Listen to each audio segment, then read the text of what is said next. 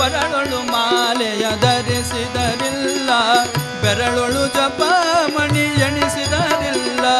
ಕೊರಳೊಳು ಮಾಲೆಯ ಧರಿಸಿದರಿಲ್ಲ, ಕೊರಳೊಳು ಮಾಲೆಯ ಧರಿಸಿದರಿಲ್ಲ, ಬೆರಳೊಳು ಜಪಮಣಿ ಎಣಿಸಿದರಿಲ್ಲ. ಮರುಳನಾಗಿದ್ದ ಶರೀರಕ್ಕೆ ಬೂದಿ ಒರೆಸಿಕೊಂಡು ತಾ ತಿರುಗಿದರಿಲ್ಲ.